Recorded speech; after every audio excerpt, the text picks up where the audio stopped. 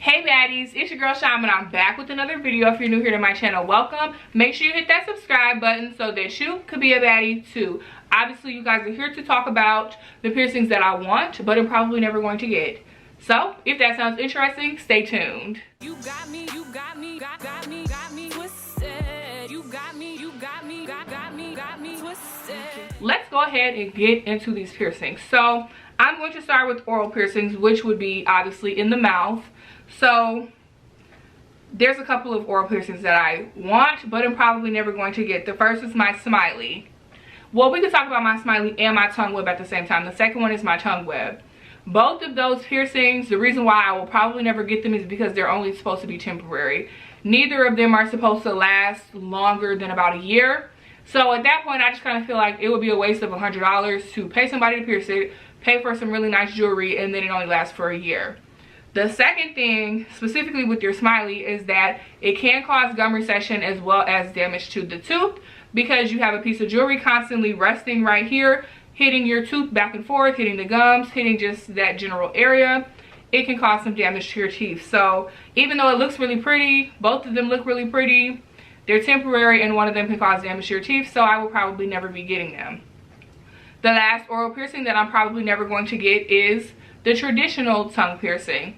The reason why I'm probably never going to end up getting this piercing is because once your piercing is done healing, they downsize the barbell to something that'll fit in it better, comfortably, you know, whatever. The problem is I have really severe food allergies. Whenever I eat something that I'm allergic to, the first thing that happens is my mouth starts tingling. Then my throat gets dry, then it's just like a big hoopla. But oftentimes my tongue gets itchy and then it'll start swelling up. So the problem is once I downsize the barbell to fit my standard tongue size, if I eat something that I'm allergic to and my tongue swells up, Lord knows how big my tongue is going to swell up to. I don't want to have to deal with jewelry potentially getting stuck in my tongue or it being too tight and me fighting an allergic reaction and worried about getting the tongue ring out, and just, it's too much, right? So that's probably why I'm never going to get it. Second of all, if you guys have been watching my Invisalign journey, I just paid $2,600 to get my teeth fixed. So what I'm not gonna do is get my tongue pierced, accidentally bite down on the barbell and risk chipping my tooth, which can happen. I've heard of it happening, and I'm not willing to risk my $2,600 smile for some shiny in my tongue. So yeah, probably not going to end up getting that one. Moving on to facial piercings, I really would love to get my septum and my bridge done. The bridge goes right here. The septum is the one that kind of looks like the bull. Probably never going to get those two done. First of all, because I feel like it's gonna look stupid on me.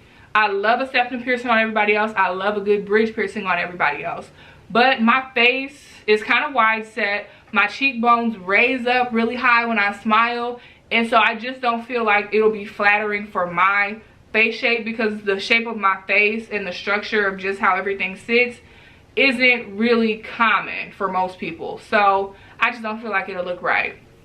Also, with the septum piercing, the reason why I haven't gotten my nostril done, I really want to get my just standard nostril.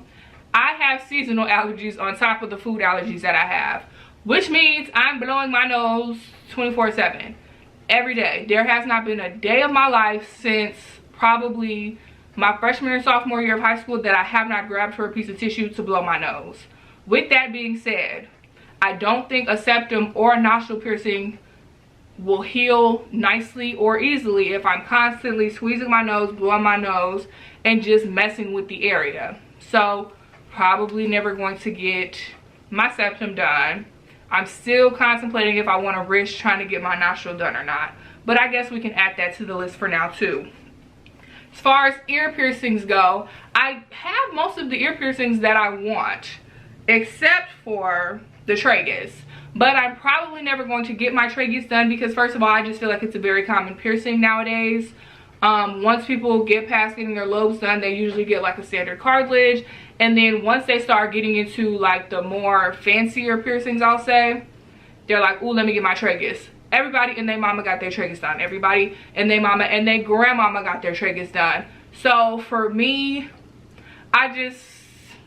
Not that it's played out, but for me, it's just like, everybody else is doing that, so let me go do something different. The piercings that I have in my ears, my conch, my double forward helix, and my snug are all piercings that most people do not have, and I like that about my piercings.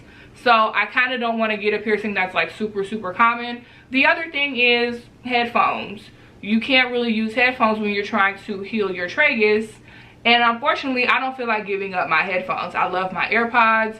I love headphones in general.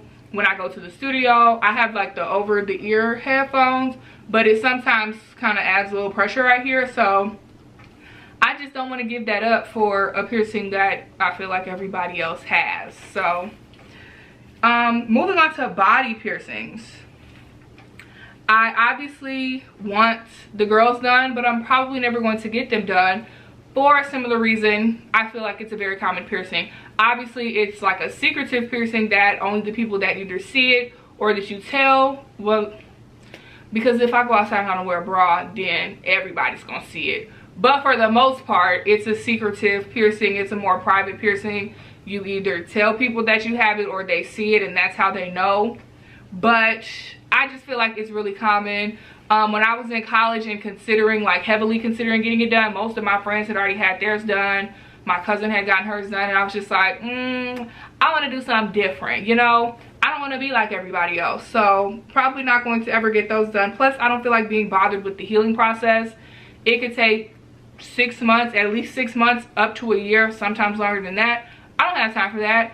I don't want this area of my body being sensitive, me having to be cautious of washing up and things like that. I just feel like there's too much of a hassle, and to me it's not necessarily worth it because, again, it's kind of a common piercing, so probably not going to ever get those. The last piercing that I want but will probably never get is my belly button. I've always loved the look of like the little dangly jewelry in somebody's belly button, but I've always kind of been self-conscious about my stomach. The muscular build of my body, I feel like my abs sit on top of my stomach, so it looks like my stomach is sticking out, but really it's the muscle. It's probably like some sort of condition or something, who knows, but it looks like my stomach is sticking out, but it's really the muscle that's sitting on top that makes it look like it's sticking out. So I've always kind of just been like a little self-conscious of that. Plus I stand with my hips forward. For some weird reason, I kind of stand with like a sway in my back, so that also makes my stomach look like it's sticking out. So I've always just kind of been self-conscious of that particular area of my body. Plus, I don't like what people's belly buttons look like when they take the jewelry out. It looks like dirty almost. I know some people that are watching this are probably going to be mad, but like, every time I see somebody that has retired their belly button piercing, it looks dirty. Like, obviously it's just the scar from the piercing, but like, to me it just looks nasty. So that's the other reason why I probably will never get my belly button pierced, is because when I decide to take it out, I don't want to have like that little dark circle that it's not doing it for me. So that was a short video, but that is all I have for you guys. So thank you so much for watching. If you got to the end of this video and you have not subscribed to my channel, please be sure to click that subscribe button. Also hit that bell notification so that you get notified when I post every Sunday at 5 p.m. outside of Vlogmas. Starting the first Sunday of 2022, I will be back on my Sunday at 5 p.m. schedule. If you like this type of content, give me a big thumbs up or leave a comment down below in the comment section if you have any questions. I'm always appreciative of you guys leaving comments, so I make sure to take out time to respond to you guys.